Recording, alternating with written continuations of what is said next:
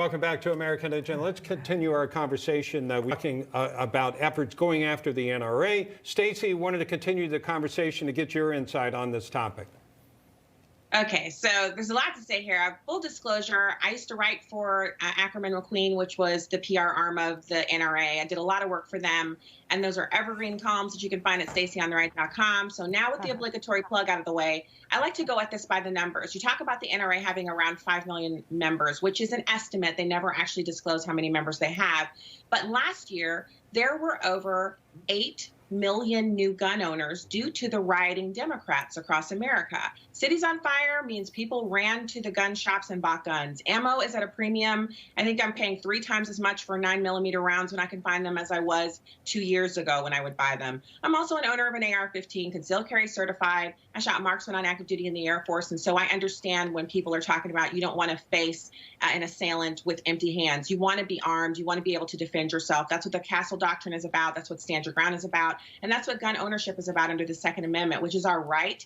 It's a God-given right, and the Constitution just protects it. So the actions by this Attorney General, Letitia James, up in New York City, this is activism under the guise of law. So we call it lawfare. So what she's doing is she's trying to punish people for exercising their rights under the Constitution. So what I like to look at, in addition to those numbers, is how many guns were purchased last year, 22 million. And how many guns are lawfully owned in the United States? These are not the black market guns that they sell on the back of somebody's car. The ones that were bought and people had background checks run.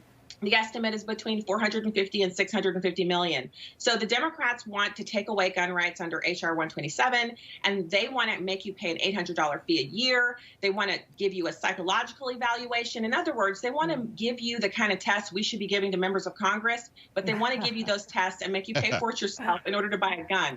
Yeah. So if we just stick with the numbers, they're not on their side. But there's one more number that really matters, and that's however many people you love that live with you at your house. And I recommend this next number, 250 rounds. Head to your nearest gun shop, buy 250 rounds of range ammo, put it through a gun that fits in your hand, or an AR-15 because that's the most fun gun to shoot, and then buy yourself your first firearm and become one of the, I don't know how many millions of gun owners in America. Take a class. Take a class to learn it. Heather, what were you going to say? Well, I was just going to say, all of the numbers that Stacy just went through, you know, the number that we don't know are the numbers of people who do all of this illegally, because that's who, you know, all of the legislation and the anti-gun agenda, it impacts people who are trying to do the right thing to begin with. So the people, the criminals will still be allowed to get guns, but yet you won't be allowed to protect yourself. And then the other point that I was going to make is how they're zeroing in on businesses. So it goes from individuals to businesses and then eventually to states that support the NRA and gun rights. Yeah. Joe, let me ask you this. You'll hear arguments on the left that there needs to be a limit. Now, I don't know an AR-15. I have a friend who owns 2, but he's a cop, and I'm fine with him having it. Is there any restriction on that should be imposed on who can get these, or whether they should be properly trained? What are your thoughts on that? Or is it just unlimited, anybody buy anything, anywhere? It's a good question. My friend Ted Nugent, we've been friends 20 years. He's on the NRA board of directors. I just had him on 3 days ago, and we did an extensive conversation about this. He's a believer that you don't need a permit, you don't need anything. The Second Amendment says what it says. I differ from that a little bit. What you were saying about training is very important. I think people should get training. H.R. 127 is ridiculous. It's from Sheila Jackson Lee in Houston, from Texas, if you can believe it. But that's about registering your weapons, telling Sheila Jackson Lee what you have, how much ammunition you have. So should there be just a wholesale, anybody can get anything they want anytime they want?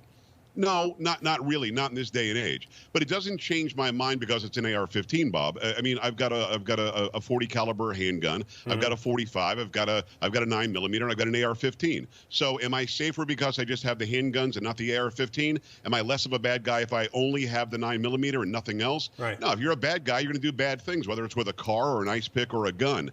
So it's an interesting question. My answer, without circling around the bush like I just did, is very directly: good guys should have the ability, good Americans should have the ability via the Second Amendment to defend themselves, their families, and their stuff.